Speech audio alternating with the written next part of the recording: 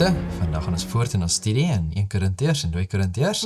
En wat is vandag se onderwerp? Die liefde, uitmuntend uitgebeeld. Kom ons bid voor ons begin. Here, dankie dat ons die voorreg het om die woord te open. Ek bid asseblief dat jy die Heilige Gees sal stuur.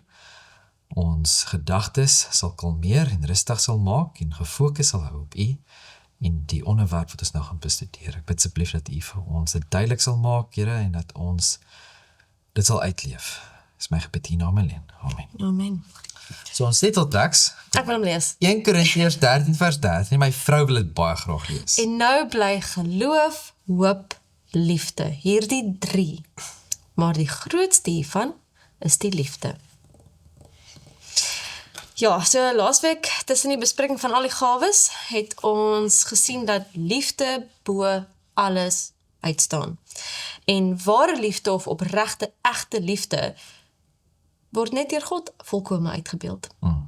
En terwyl die Bybel in verskeie plekke pragtige dele oor liefde het, is 1 Korintiërs 13 maar spesiaal.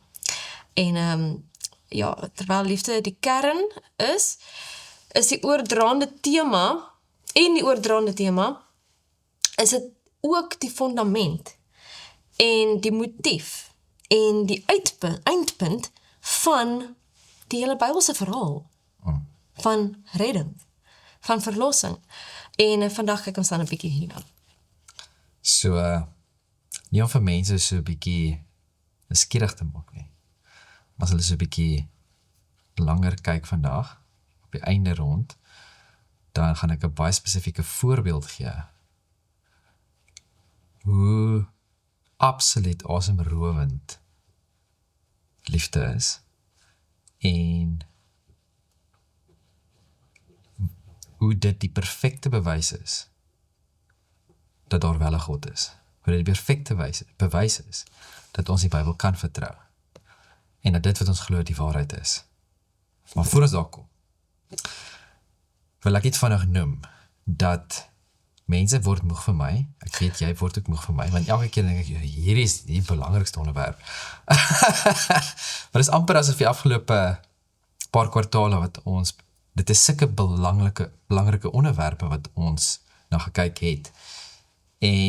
Maar wanneer dit kom met liefde, dink ek dit is nogals krities, want in vandag se wêreld is daar baie wat ons deel dit oor liefde, liefde, liefde. Ja, God is liefde, ons moet liefde wees, ons moet goed oorsien, en wat hulle bedoel, en wat dit behoort te beteken, is baie keer uiteenlopend. Byvoorbeeld, ek het so rukkie terug het ek gehoor, 'n vrou wat soos 'n speech gegee het, as Afrikaanse woord, 'n toespraak gegee het, en dit was, ek dink was nou met vroue maand en alles, en spesifiek het sy genoem dat, jy weet, vroue moet hulle self lief hê. Nee? Okay. En so dit klink fyn nou al al. En toe gaan sy oor na abortus toe. En sy sê letterlik soos in, dis jou liggaam, dis jou keuse, en toe sê ek so in, sy gebruik die woord liefde, Om moord te pleeg. en moord, in dieselfde paragraaf, in dieselfde sin amper. Hoe kry jy hierdie twee by mekaar? En as ons kyk na, in die wêreld, na soveel ander gedeeltes waar soos in, daar word egbreek gepleeg, as gevolg van liefde. So die 10 gebooie sê vir ons, jy mag nie egbreek pleeg nie. Die 10 gebooie sê vir ons baie dinge. Maar dan kom mense en sê, maar ek het gedoen as gevolg van liefde. En ons kyk na die voorbeeld van Jesus, toe hy op aarde was, en dinge wat hy gesê het, waar die fariseërs en die sadduseërs het kom, jy kan nie dit sê nie, dit is godslasterlik. Nou tegnies is dit. Maar hy was God. Frans, hy kon dit sê, né? Maar dit het my laat dink, dat wanneer mense sê, ek doen hierdie sonde, en ek doen hierdie sonde, ek doen dit wat totaal en al 'n ewel is, as gevolg van liefde, dis godslasterlik. Ja, Want Johannes, 1 Johannes sê vir ons baie duidelik, God is liefde. En om te sê dat jy kan die woord liefde gebruik, om jouself te regverdig, om die verkeerde te doen, En dis hoekom ek dink vandag is 'n baie belangrike onderwerp. Dis eintlik nou, ekskuus, die derde gebod. God laster om God se naam eintlik te gebruik, is in daai manier. Ja. En so ek dink vandag se studie wat ons nou gaan kyk, is krities. Dat ons kan verstaan, wat is ware liefde werklik? Ja. En ons kyk ook dan na die noodsaaklikheid van liefde. So daar's 'n mooi Afrikaanse woord wat onontbeerlikheid. Wat eintlik beteken dat it's indispensable in Engels. Aan die ander woord, jy kan nie daarvan ontslaa raak, jy kan nie dit daarmee wegdoen nie. En so ons kan nie daar sonder leef nie eintlik, né? So dit is wat liefde beskryf. Kom ons gaan gou 1 Korintiërs hoofstuk 13 en ons lees wat daar staan. Die hele hoofstuk sommer, dan sit dit reg in die regte trant. Al sou ek die tale van mense en engele spreek, en ek het nie die liefde nie, dan het ek 'n klinkende metaal of 'n lydende simbool geword. En dan sal ek die gawe van profesie hê en al die geheimenisse weet, en al die kennis, en al sou ek al die geloof hê, sodat ek berge kon versit, en ek het nie die liefde nie, dan sou ek niks wees nie. En al sou ek al my goed uitdeel, en al sal ek my liggaam oorgee om verbrand te word, en ek het nie die liefde nie, dan sou dit my niks baat nie. Die liefde is lankmoedig en vriendelik. Die liefde is nie jaloers nie. Die liefde praat nie groot nie, is nie opgeblaase nie. Handel nie onwelvoeglik nie. Soek nie sy eie belang nie, word nie verbitterd nie. Reken die kwaad nie toe nie. Is nie bly oor die ongeregtigheid nie, maar is bly saam met die waarheid. Dit bedek alles, dit glo alles, hoop alles, verdra alles. Die liefde vergaan nimmer meer, maar profeseë, hulle sal tot niet gaan, of tale, hulle sal ophou, of kennis, dit sal tot niet gaan. Want ons ken ten dele, en ons profeteer ten dele. Maar as die volmaakte gekom het, dan sal dit wat ten dele is, tot niet gaan. Toe ek 'n kind was, het ek gepraat soos 'n kind, gedink soos 'n kind, geredeneer soos 'n kind. Maar nou dat ek 'n man is, het ek al die dinge van 'n kind afgelê. Want nou sien ons deur 'n spieël in 'n raaisel, maar eendag van aangesig tot aangesig. Nou ken ek ten dele, maar eendag sal ek ten volle ken, net soos ek ten volle geken is. En nou bly geloof, hoop, liefde. Hierdie 3, maar die grootste hiervan is die liefde. So as ek hierdie hele hoofstuk so moes opsom in een sin, en jy kan so lank 'n bietjie dink, wat gaan jy ook vra? Dink ek dit sê, dat liefde alleen gee nut, doel, krag en prag aan alles. Dit is hoe ek dit sou opsom. Het jy 'n one-liner vir ons? Jy gooi my in die diep kant in, en nou het jy dit so mooi gestel, ek dink ek kan dit beter stel nie. Ja, ek dink dit liefde is die fondasie. In ons samelewing en veral in die Engelse taal, word die woord liefde of love baie, ek kan amper sê, misbruik. Want dit word baie keer soos in I love lasagna. Dus nou, jy gaan nie in Afrikaans dit noodwendig sê nie. Maar, wat ook jou vullende blank is, ek het nou maar net lasagna gesê. Maar die liefde hier ter sprake in hierdie hoofstuk is nie eers die liefde tussen man en vrou, of vir jou kinders, of dit is soveel hoër, soveel meer. Ja, en ek is lief daarvoor om in 'n sinoniem woordeboek te gebruik, te gaan kyk as ek skryf. En jy weet nou wat ek daar gedoen het, ek is lief vir dit. Ek hou van die Engelse woord eintlik, dis thesaurus. In geval. So, as ons nou die inskrywing lees van liefde, sê dit, liefde, selfstandige naamwoord. Die betekenis, 'n sterk gevoel van toegeneentheid, liefdevolheid, omgee of verbondenheid teenoor iemand of iets. Het is so plat in vergelyking, hè? Maar oké, kom ons kyk na die sinonieme of verwante woorde.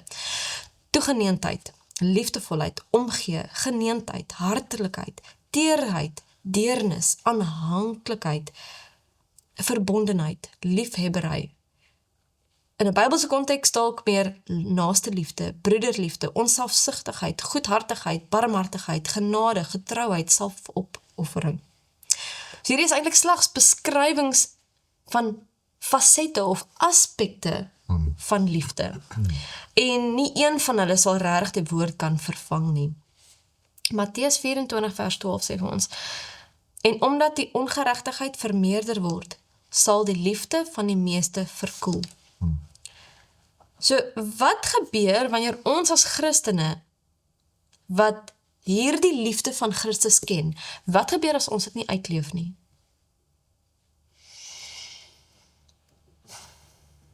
Mense wat nie God ken nie, sal hom nie leer ken as die liefde wat hy is, nie aan hulle geopenbaar word nie.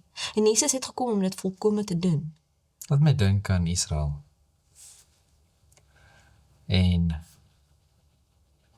wanneer ek terugkyk na die volk Israel toe, dan sien ek baie duidelik hoe ons met dieselfde pad stap. En dit is nie om negatief te wees teenoor die Christelike kerk in vandag se wêreld nie, maar dit is nie realisties en ons moet leer daaruit uit hulle foute.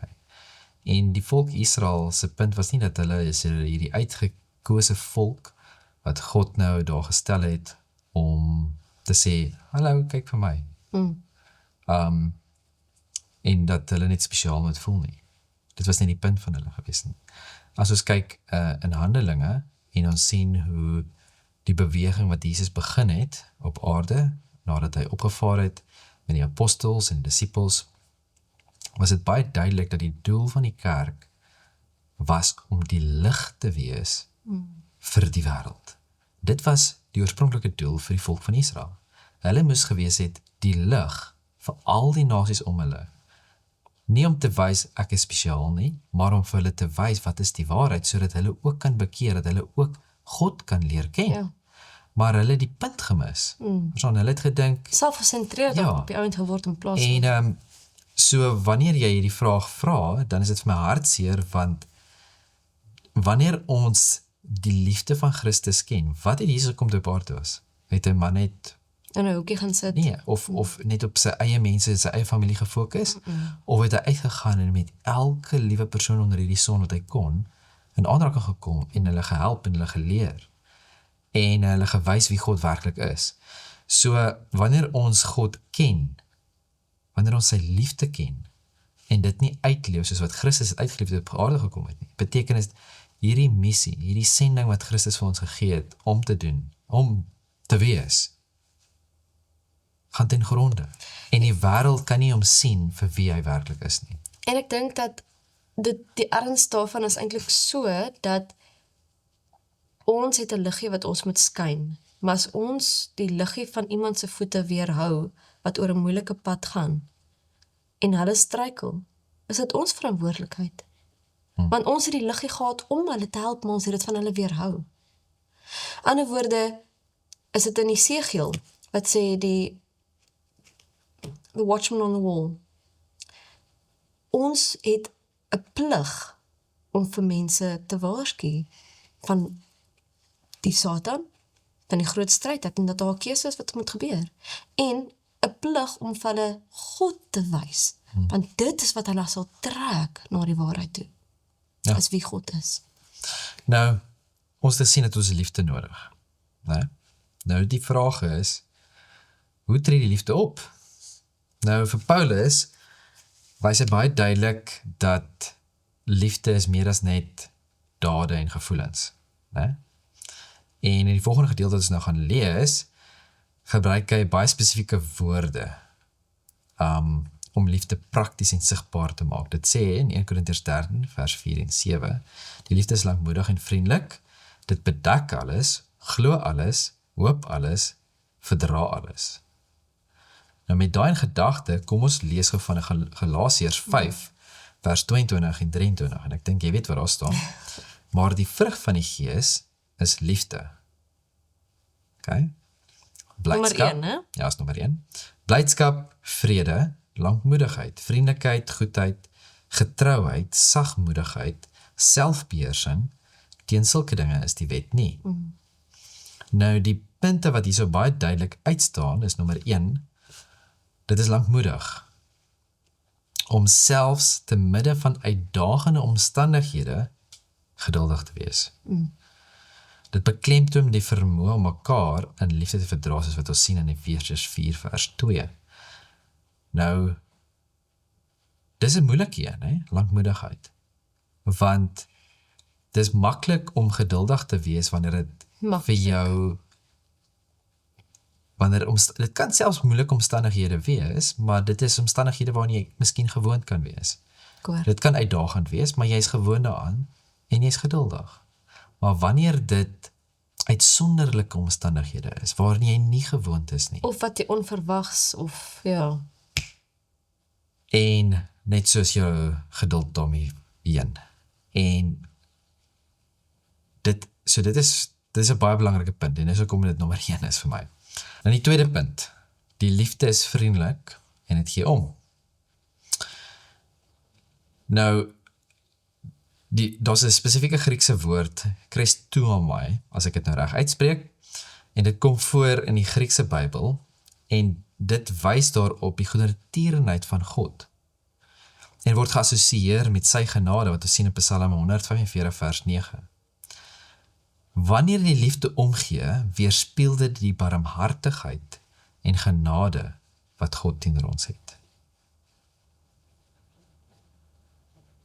So, hoe wys ons, wat is een van die maklikste maniere hoe ons God se liefde vir ander kan wys? Net te wys dat ons eintlik omgee, hulle belange in ag neem, en as iemand seer kry, tipe omgee, gaan help. Ja. Dis eintlik maar, en Ons sien dit in Jesus se lewe toe op aarde was. maar weet jy wat ook, 'n glimlag. Sorry, maar vriendelikheid is baie keer net, dis iets wat elke taal oorskry. Is deel van die vrug van die Gees, né? Ja, Dan sê dit is saam bly. Die liefde is saam bly. In die waarheid. Die vermoë om saam met ander vreugde te ervaar. Dis liefde. En ek dink dit het my duidelik geword toe ons kinders het. dis iets wat ons nie altyd sê. Dis maklik om met 'n volwassene of selfs mense wat jy ken, jy weet, soos volwassene, soos in die tipe goed waarmee julle, daar's rede hoekom jy seker vriende het, Nee, want jy het iets in gemeen, so as hulle opgewonde is oor iets, 10 sal jy ook opgewonde wees. Amper outomaties, ja. Jy weet, maar as kind na jou toe kom, en hulle is opgewonde oor hierdie ding, en hulle ervaar vreugde, en jy sê, wat op aarde? Jy weet, soos, Dis 'n stokkie, wat ek al, ja. jy weet, of 'n stukkie grond, whatever dit mag wees, maar om dan opreg saam met hulle die vreugde ervaar, want jy ervaar die vreugde om met hulle die vreugde ervaar. Jy weet wat ek sê?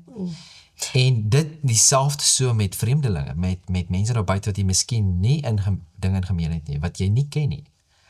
Om vreugde ervaar, om met hulle die vreugde ervaar. In die waarheid. Ja. Dit is 'n baie belangrike kern, Vreugde wat gebaseer is op dit wat reg is. Ek laat my net dink, as ek jou mag Onderbreek. Sorry. Die Bybel sê dat die hele hemel is bly as iemand bekeer. Ja, ek moet net dan gedink. Nou die vierde punt, dit bedek. Die Griekse woord is stigo. En dan alles. Wat beteken dit? Om te bedek. En as ons kyk na die woord, dis om iets vertroulik te hanteer. So baie keer gebruik mense hierdie woord, en hulle sê, dit bedek alles, die liefde bedek alles. En dan gebruik hulle dit in 'n sin van, dit steek dit wat verkeerd is weg. En dit is nie die punt van liefde nie. Die punt van liefde is nie om, ek kan maar sondig, en ek kan maar verkeerd doen, en die liefde sal dit bedek. en ek sal voor God staan, maar die liefde sal dit dek. Amper soos dieselfde tipe ding van die kleed van die geregtigheid. Ja. En ons het laas keer daar gepraat oor wat dit eintlik beteken, hè?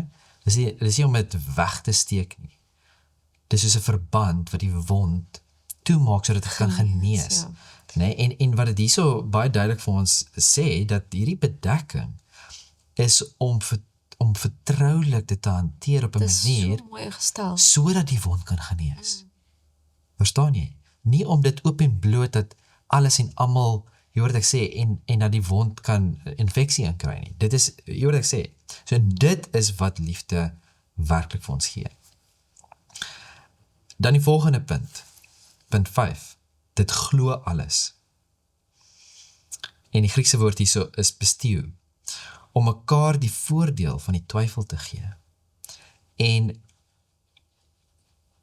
dis 'n belangrike punt, want baie keer dan ons eerste reaksie kan wees om nie te glo nie. Ons eerste reaksie is om te twyfel. Om te sê nee, ek gaan nie, jy weet wat ek sê.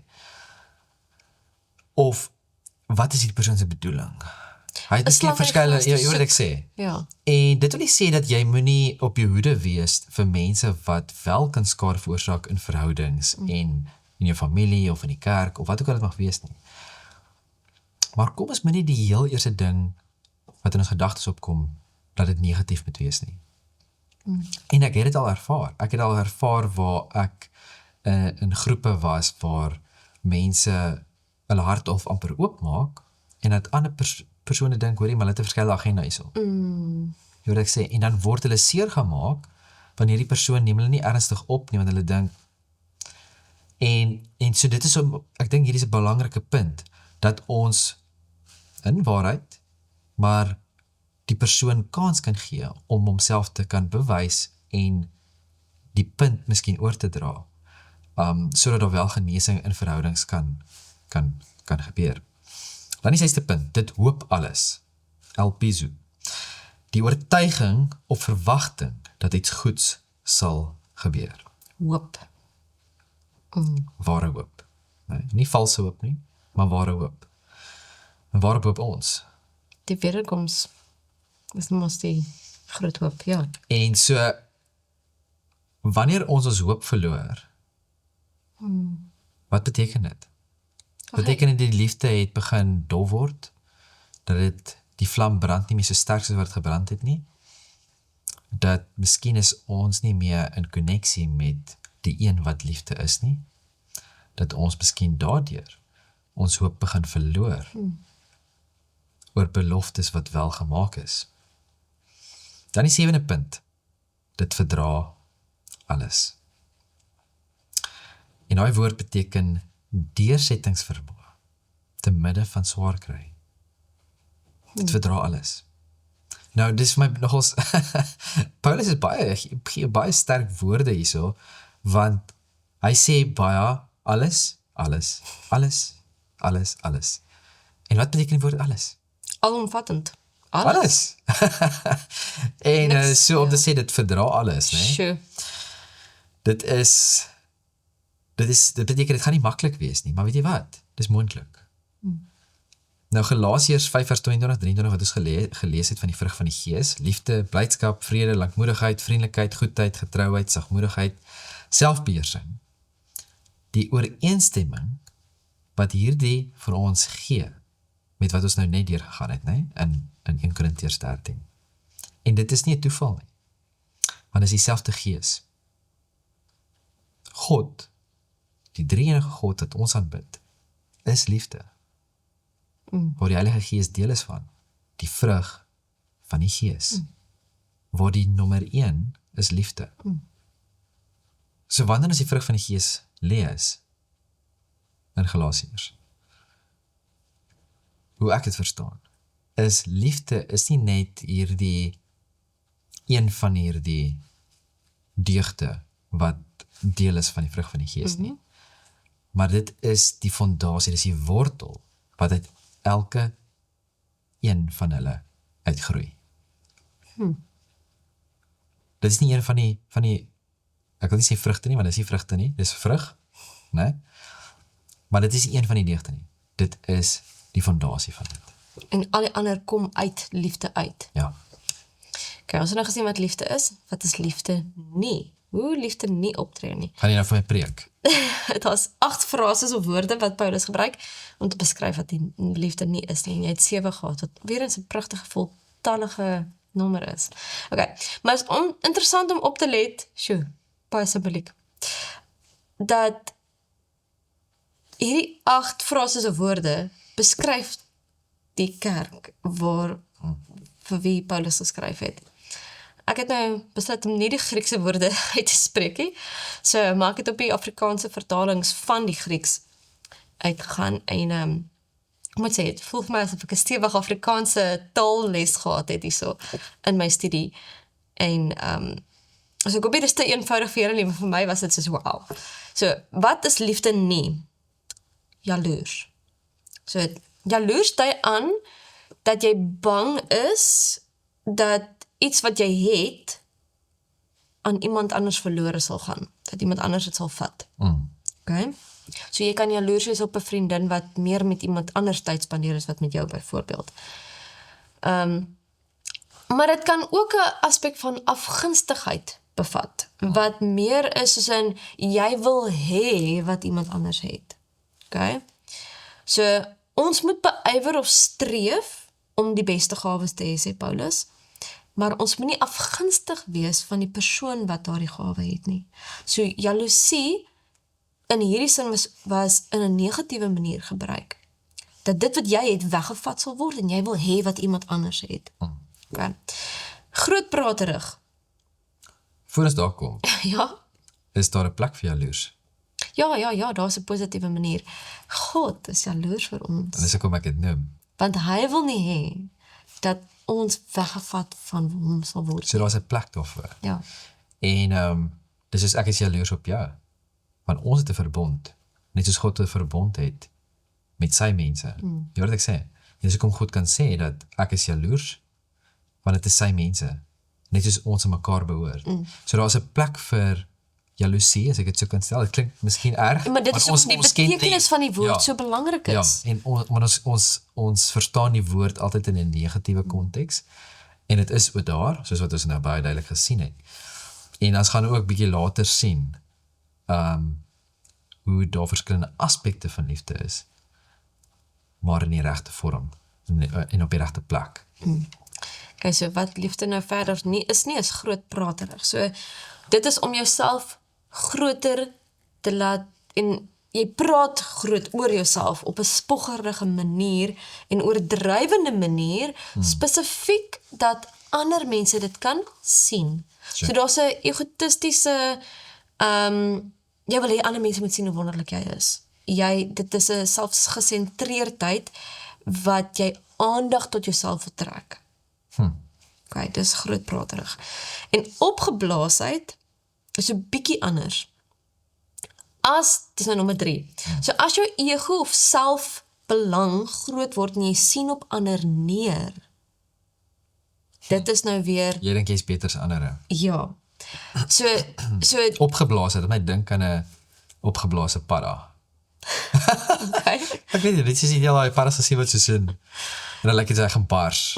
Die brilparas so. Ja.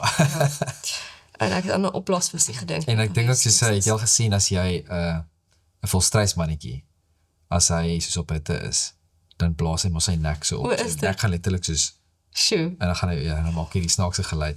Okay, Opgeblaase. Maar die idee is, jy sien op iemand anders neer, soos om verwant te wees, jy dink jy's beter as ander. So die grootpraterig is 'n bietjie anders as die opgeblaase, maar hulle het verwant in mekaar. Ja. Okay, so Filippense 2 vers 3 sê, moenie iets doen uit selfsug of ydelle eer nie, maar in nederigheid moet die een die ander hoër ag as homself. So dit die 4de ene, as ek nou my nommers hier so reg het, onwelvoeglik. Okay. Dit wil blyk om die area van ongemanierdheid te dek. Soos Dit is ongeskik, onbeskof, onbehoorlikheid ook, soos in optrede, selfs in taalgebruik. Dit wat basies nie reg is in optrede. Okay? Dit dek eintlik heel wat baie. Ja. So dis liefde nie. En dan 5, soek nie sy eie belang nie. Okay, so die ene gaan maar oor selfsug. Dis me, myself and I. Ek gee nou oor wat iemand anders nie, dis ek. So om jouself voor of bo iemand anders te stel, liefde is nie dit nie. Dan lig geraak. So, alhoewel verbitterdheid of verbitterend die, Sorry, ek wil teruggaan na die soek sy. ja, Ek dink dieselfde soos jaloesie, ja, is daar ook, 'n goeie en 'n slegte, ja, Okay. ons moet dit reg verstaan.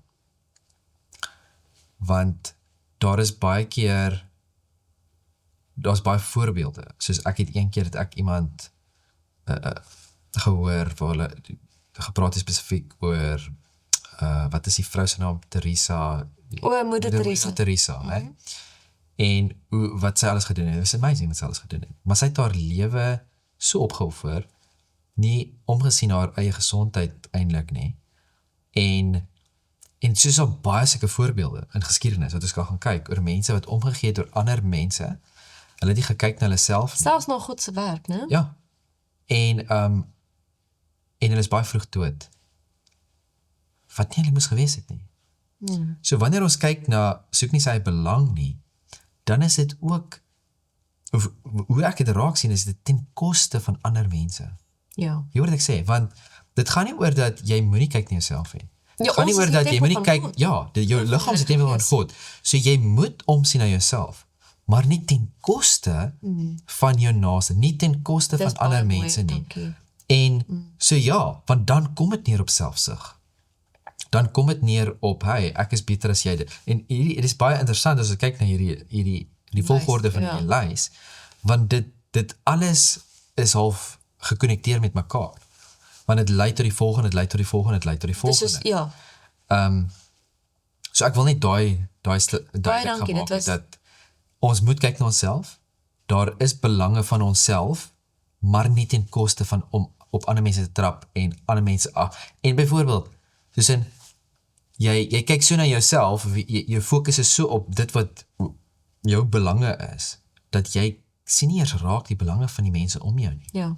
Verstaan jy? En dis hoekom daar die balans daar moet wees. Ja, ek het ook so 'n voorbeeld gee, as jy nie na jou gesondheid kyk nie, word jy 'n las vir die mense vir wie jy kan bedien.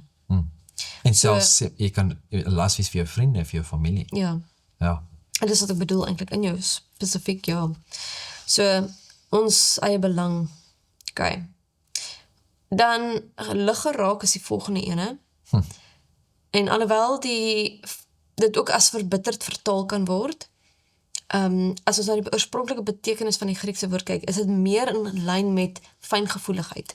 Dat jy maklik omgekrap word, nie noodwendig eers oor ernstige dinge nie, maar sommer ietsie wat nie jy Klein kan dinge. oorsien. Wat ons nou gesien, dit kan alles bedek, liefde bedek alles.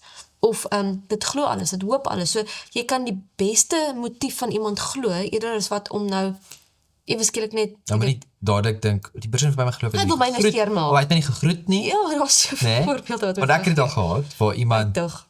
ongelukkig was met my vir 'n baie lang tyd, ek het nie eers daarvan geweet nie, want ek het die persoon nie gegroet nie. Ek het die persoon nie eens gesien nie. Maar jy is altyd in jou eie wêreld in elk geval. So bietjie. So miskien ek moes miskien bietjie meer oplettend gewees het van my kant af, maar jy kan nie altyd Was die persoon gevoelig vir wees jou- op hierdie manier ja. van en dan die slegste dadelik dink nie. Ja. So ek dink dit is 'n goeie punt, ja. Ja, so dat ons maklik omgekrap word, soos kwaad raak of iemand, ja.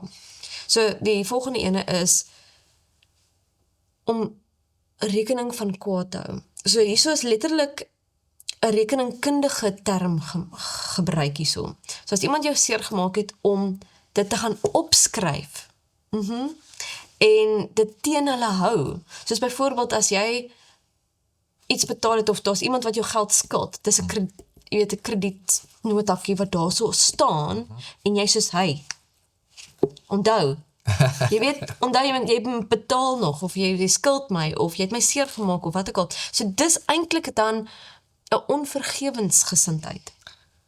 Ja, en vir my hier is belangrik, want dit kom baie, dit het absoluut direct te doen, nie indirect nie, maar direct te doen met vergifnis.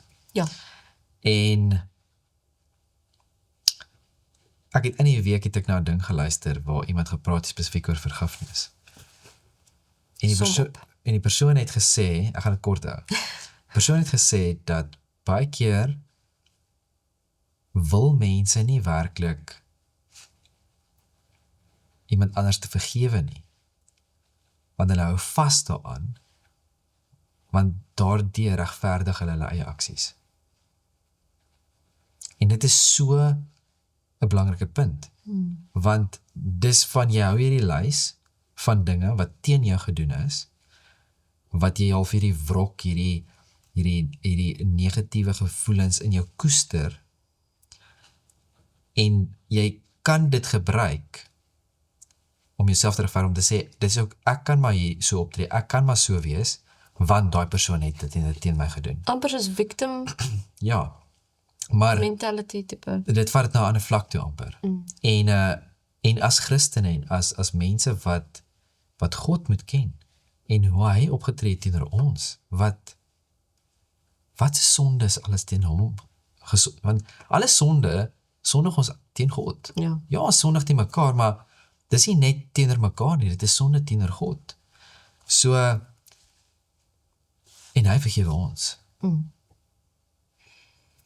Die laaste ene is, wat liefde nie is nie, is om in ongeregtigheid te verbly. Nou, ek dink ongelukkig nou aan myself as 'n voorbeeld hierso, want as iemand seer kry, het ek 'n lelike snaakse gewoonte om te lag. Dit gedeeltelik, in my defense, né? Gedeeltelik is dit soos senuweeagtigheid, want, okay, Weet jy hoe anders om te reageer nie? en dan 'n ander gedeelte is, baie keer lag ek vir hoe dit gebeur het nie, dat dit gebeur het nie. En dan die ander deel dink ek is maar net soos sondige natuur. Okay. Ek sal dit erken. Jy mag 'n bietjie gevoelens nie vir my asseblief. Okay, so, maar in konteks, Alhoewel ek moet sê, daar was een keer gewees wat my vrou nie gelag het nie. ja, Ek gaan nie sê wat gebeur nie, maar as dit ernstig is, ek is nie ja. ongevoelig So nie. as ek nou seer kry, maak ek seker dis ernstig. En dit is in die afgelope tyd, hè. So nou verstaan ek ook op. Okay. So in meer konteks met die teks, as ons byvoorbeeld in 'n fliek, of selfs in regte lewe, maar dit sal seker, ek weet nie, meer gebeur in 'n fliek of 'n ding, waar mense iets sien wat godslasterend is, of waar dit immoreel is, of selfs soos byvoorbeeld abortus of wat ook al. En jy sien dalk iemand struikel of sukkel in sonde, en jy dis nie noodwendig net verbly nie, maar jy Dis okay. ja, of jy sien dit oor, of dis van soos 'n excitement, van hoeveel keer, as iemand iets op die straat sien, wat is die eerste ding wat hulle doen? Hulle foon uit. Haal hulle kameras uit, of fone, wat ook al. Dis nie van, hey, iemand kort hulp. Ja. So, verbly jou in ongeregtigheid. Ekskuus, dan raak ek passievol. Maar, ons behoort 'n hartseer reaksie te hê, of 'n begeerte om iemand te help, as so iets gebeur. Gister met iemand gepraat oor hierdie onderwerp. Nou nie heeltemal presies hieroor nie, maar daarop neergekom dat mense sien nie die waarde van lewe meer nie. Ja. Of hulle besef dit nie. Hulle sien meer waarde in 'n kat of 'n hond Ja. as wat hulle het in 'n mens se lewe. En ek het een keer gesien, daar was 'n persoon wat rondgegaan het en hulle het soos, dis amper al, ek wil nie sê prank nie, maar so op 'n punt oor te dra vir mense. Het hulle soos 'n forum wat hulle gesê het, teken asseblief hierdie, want ons probeer 'n petisie op te stel sodat mense nie meer hondjies doodmaak Terwyl hulle nog gebore is, ja. gebore is nie, né? En almal het geteken. Hulle het nie by een persoon gekom wat dit nie geteken het nie. En toe hulle na die persoon geteken het, toe sê hulle, okay, hier is 'n volgende vorm, maar hierdie is nou vir mense. En onmiddellik, dan staan die mense terug, en dan wil hulle dit teken. En hulle sien as abortus basies. Sjoe. En die hele punt is dat mense sien meer waarde in 'n hond, as in mense. En ek moes vir myself, moes kom op 'n punt waar want daar is baie keer hoe jy mense sien, as soos in, jy weet, jy sien hierdie druggie langs die pad, of wat kan mag wees, en baie keer het ek nie gevoel vir die persoon nie. As ek, Ja, dit klink, hoor, dit klink ja. vreeslik, maar Die mens word dis is, verhard, want jy dis sien mense se jy sien eie dit so baie, keuses wat, en ook omdat ek persoonlik te doen gehad het met mense sit, waar ek hulle probeer help het, en dit wat hulle aan my gedoen het, en goed soos dit, dan half soos waar jy word ongelukkig en vies vir, ek wil anders sê, daai tipe persoon, dit klink vreeslik, maar jy hoor wat ek sê, maar waar ek tot 'n punt mis kom, want sy sê, hoe sien Jesus hierdie persoon? Wat het God vir Hosea gesê wat hy moet doen? Ek weet dat dit is 'n baie uitsonderlike geval, maar want dis wat God met ons doen. Soos, hoe hanteer ons daardie persoon? Dit beteken nie met die persoon in jou huis neem en of vertrou nie, maar hoe gaan ons hom hanteer?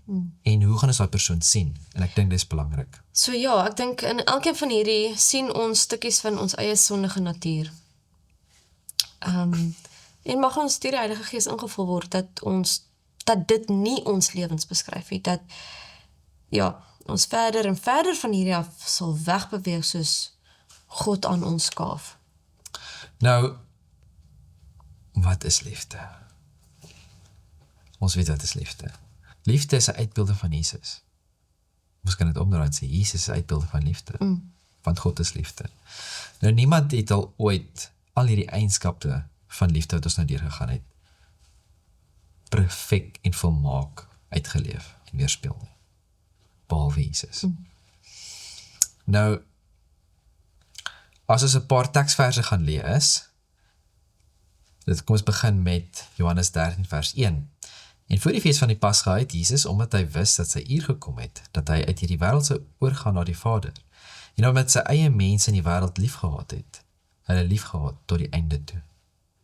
En in vers 34, in dieselfde hoofstuk sê, 'n nuwe gebod gee ek julle, dat julle mekaar moet lief hê. Soos ek julle liefgehad het, moet julle ook mekaar lief hê. Nou, Jesus sê hierdie. En ek het al baie gesprekke gehad met verskillende mense, spesifiek oor hierdie teksvers. Mense gebruik hierdie teks om te sê, sien, dis net liefde. Dis nie liefde, die 10 gebooie is weg. Dis nou net liefde. Want is Jesus 'n nuwe gebod wat hy gegee het, né? Wat beteken die woord niet? Want dit is, ek dink is belangrik dat ons vinnig net vashak op hierdie punt.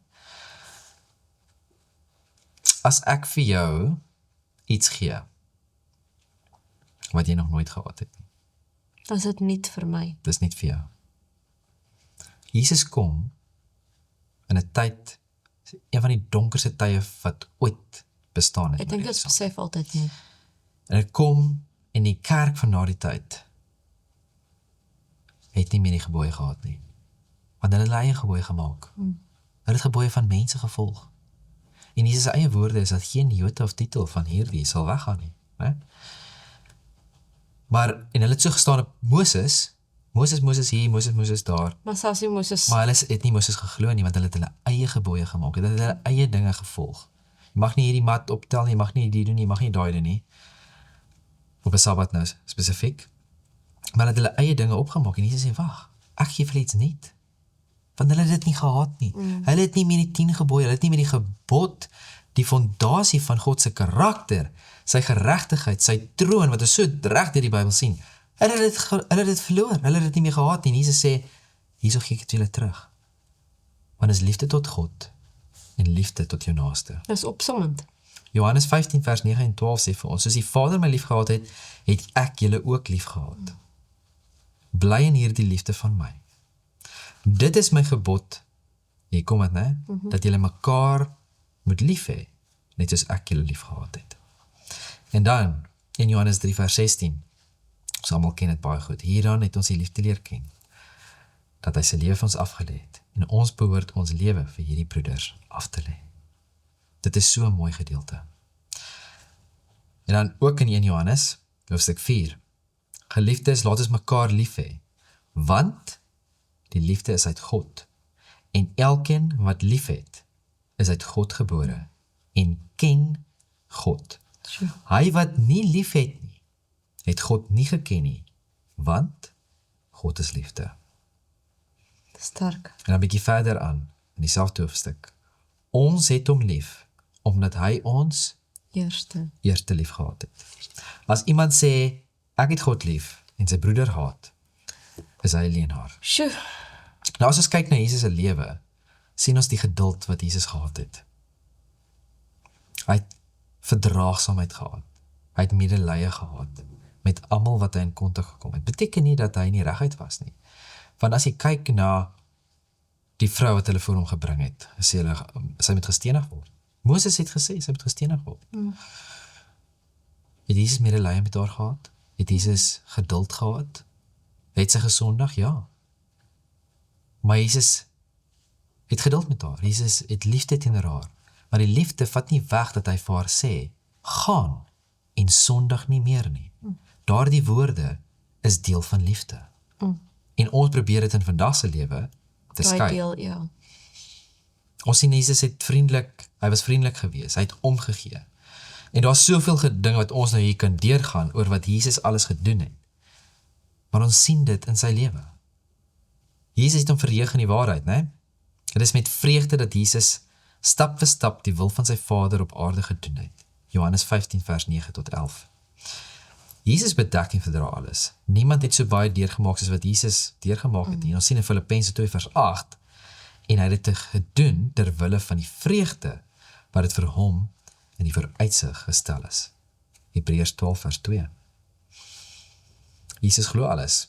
Toe Ananias na Paulus moes gaan om sy bekering te bevestig, het Jesus gesê, hy is vir my 'n uitverkore werktuig. Handelinge 9 vers 15. En Jesus sien nie mense soos hulle op daardie oomblik is nie, maar die tipe persoon wat hulle deur sy krag sal kan word. Toch, is mooi. Paulus, Ja, hy het letterlik. gegaan om die mense dood te maak. En die geloof wat Ananias moes gehad het. Jep. En gesê, wag. Miskien is hierdie 'n fout. Miskien is hierdie nie regtig nie, want hy gaan my doodmaak. Hy gaan miskien my familie doodmaak. Maar hy het Jesus vertrou. Johannes 13 vers 1. Is dit so mooi. Ons het dit gelees. Maar Jesus sê daarso, hy het lief gehad tot die einde toe. Wat beteken, dit is nie net 'n emosie wat kom en gaan nie. Dit is iets wat volgehou word. Daar's toewyding tot die dood toe. Dit beteken iets. Ja. Dit is belangrik. En ek dink dit is een van die mooiste, ons het die tyd om in diepte in dit alles in te gaan. Dis so Maar eenvoudig. as ons wil weet wat ware liefde werklik is, lees die evangelies. Kyk nou hoe Jesus werklik opgetree het. En as ons weer teruggaan na ons sleutelteks toe, en nou bly geloof, hoop en liefde. Hierdie 3, maar die grootste hiervan is die liefde. So, in 1 Korintiërs 13 sien ons dat hierdie gaan, die tale, die profeseë, dit gaan tot niet gaan. Alles gaan tot niet gaan. Dit vat nie die waarde weg van tale, en dit vat nie die waarde weg Maar van wat? profesie nie, maar Die doel van dit sal vervul word. presies. So, as ons kyk na geloof, ons sien nie nou alles nie. 100% verstaan ons nie alles nie. En alhoewel die Here baie bewysstukke vir ons gee, waarop ons geloof rus, is daar nog steeds geloof wat uitgeoefen moet word. Ons sien nie alles, jy verstaan nie alles nie. Maar wel, gaan wel 'n tyd kom, waar ons kan sien. Vers 12 sê ons, van aangesig tot aangesig. Nou hoop. Ons hoop nou op sy beloftes en ons sien uit na die wederkoms en die herstel wat hy gaan maak in die hele heelal. En ons sien dit in Romeine 8 vers 24-25, want ons is gered in hoop. Maar die hoop wat gesien word, is geen hoop nie, want wat iemand sien, waarom hoop hy nog? Maar as ons hoop wat ons nie sien nie, dan wag ons daarop met volharding. So, selfs dit sal tot niet gaan in 'n sin. Daardie verwagting sal vervul word. Maar liefde, nie net word ons juis as Christene daarop geroep om God se liefde in ons eie lewens uit te leef en te weerspieël nie, maar dis ook die enigste woord wat God self sy karakter omvattend beskryf. 1 Johannes 4 vers 8. En dit sal ewig duur en onveranderd bly. Daarom is liefde die grootste. Amen. Ek wil amper afsluit hier. Maar jy het altyd Maar gelastig. ek het 'n belofte gemaak vir die mense. Kom, Sê vir Ek ons dink wat dit ons is. moet nou gou vinnig daarna kyk. En, maar voor ek daar kom, Ja, as ons kyk in die Bybel, ons kyk na die Griekse taal, dan sien ons daar's so 4 verskillende tipes liefde wat voorkom in die Bybel. Vinnig het noem, daar's baie wat ek graag sal wil deel, maar die tyd laat dit nie toe nie. gaan jy weer 'n aandagseltjie sit? Ek sal moet. Ek dink mense moet maar 'n boodskap instuur, dan sal ek vir hulle dit kan aanstuur of op 'n manier kan hulle dit kry. Nou ons weet nommer 1, agape liefde. Nee, nou baie mense sê agape. Ek het een keer met 'n Griekse persoon gepraat en hy het vir my gesê dis agape. So ek vertrou die Griek. En dis 'n beginselvaste, selfgewende liefde. En dit baie keer in die Bybel, wanneer dit praat van God is liefde, en as jy gaan kyk na daardie oorspronklike woord, dan kom dit neer op agape liefde, want dit is 'n volmaakte liefde wat baie moeilik is om te verduidelik, en ons gaan nou daarby uitkom. Dan tweedens is dit phileo, of philia, dis 'n vriendskaplike, dis is liefde teenoor vriende, soos, dis mense wat jy van hou, jy gee om oor hulle, jy weet, is daai tipe liefde. Dan die volgende een is storge, en dit is 'n natuurlike liefde van familie, daardie verbinding wat daar so is. En dan eros is 'n romantiese liefde. Nou, dis interessant, hierdie tipes liefde, dit alles te doen met gevoel wat ons het. Wanneer ons kyk na romantiese liefde, wanneer ek kyk na jou, dan is dit soos ek's lief vir jou, né? Jy is vir my aantreklik, as ek daardie woord kan gebruik, ek weet nie wat die regte woord is nie, maar jy wat ek sê, soos daar is iets wat ek voel, dit is gevoel, né? Okay. Maar ons weet ook, dat liefde is nie net gevoel, né? Dieselfde met die liefde wat ons het teenoor ons familie, né? My broer, my suster, my ouers, my kinders, jy wat ek sê, daar's liefde, né? En ek voel dit, maar dis nie net gevoel nie. Dieselfde met wanneer dit kom met vriende, né? Soos ek voel daardie, soos 'n warm gevoel, soos ek hou van hierdie mense, dis 'n gevoel. Okay. En ek dink dis waar agape inkom. Want as jy nie agape het nie, kan jy nog steeds gevoel hê. Jy kan nog steeds voel, ek is lief vir my familie, ek is lief vir my vrou, ek is lief vir my familie, ek is lief vir my vriende, totdat dit moeilik raak. Of hulle jou seer maak. Omstandighede, dinge kan gebeur. En dan is daar gevoel nie meer daar nie. En dan, wat doen ons as in die wêreld? Ons beweeg aan. Waar wanneer jy kyk na agape liefde, dan sien jy net van, beweeg maar net aan, probeer maar weer, wat ook al het mag wees, jy kry nuwe vriende, kry nuwe mense, wat ook al het mag wees. En dit werk nie so nie. Want ons beginsel. En ek wil graag afsluit met 'n gedeelte, maar voor ek daar kom,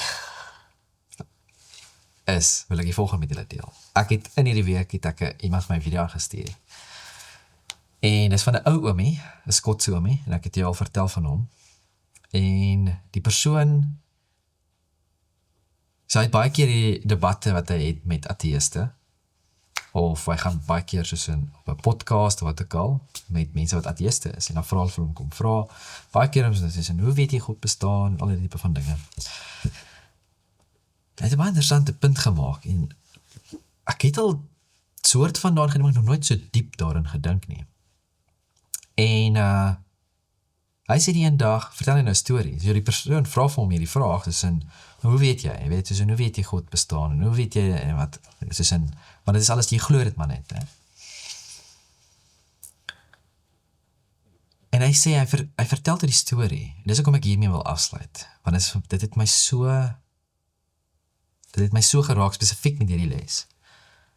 Hy vertel die storie, hy sê, hy was by 'n konferensie gewees, en 'n wetenskaplike kom na hom toe, en hy vra vir homself te dink, jy weet, hy sien, hy gaan so rond, en hy praat oor God, en hy praat oor die, en hy praat oor dat, maar, kom aan, nee, soos in, jy weet, soos in, hoe weet jy God bestaan? Hoe weet jy vir 'n feit? Nee? En hy vra toe vir die man, kan jy vir my verduidelik, presies, wat energie is? En toe sê vir hom, moet nie vir my verduidelik wat energie doen nie, of die uitkoms van energie, en daartoe van goed nie, maar sê vir my wat dit is. En hy was stil. En na ruk sê vir hom, hy kan nie vir hom antwoord gee nie. En dit was nou nog soos ek het al daaraan gedink, soos in daai gedagte van wat is energie. En hy sê toe, na hy toe vir hom antwoord soos in hy, toe sê hy soos in, hoe weet ons dat energie bestaan? Ja.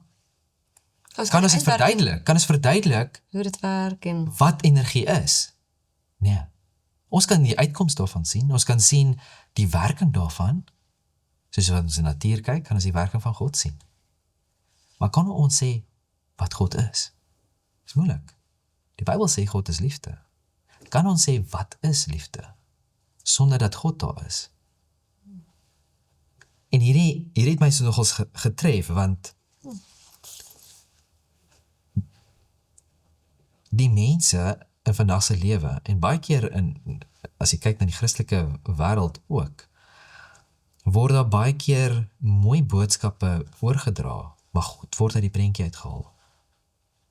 'n morele boodskap sonder God. En wanneer God uit die prentjie uitgehaal word, dan verloor ons alles. Wat ons verloor? Liefde. Al wat mens mee oorsit, is romantiese liefde, natuurlike liefde tot familie, want jy voel dit, en jou vriendskaplike liefde wat ons het teenoor ons vriende, want dit is gevoelens. Maar ons het nie 'n agape liefde nie, want is die enigste liefde waar ons God werklik kan sien, wat gebaseer is, nie net op wat ons voel nie, maar op beginsel. Ek wil afsluit met hierdie gedeelte. Dis 'n aanhaling, en dis in Engels. Ek wou dit vertaal het met dinge, ek gaan dit los in die oorspronklike. Dit sê, love is not simply an impulse. Dit is nie net gevoel nie. A transitory emotion. So dit gaan nie net verby nie, né? Dependent upon circumstances. It is a living principle. Wat beteken, dis aanhoudend. Dit stop nie. It's a permanent power. Dis vir altyd. The soul is fed by the streams of pure love that flow from the heart of Christ as a wellspring that never fails. Dit is wat liefde is. Hemelse Vader, ons sê, wow. So 'n eenvoudige les en tog so diep. Here, sal U ons asseblief help en U self aan ons openbaar, dat ons werklik hierdie liefde in ons harte sal ervaar, sodat ons dit kan uitleef. Dankie vir wie U is. Ons loof en prys U groot naam.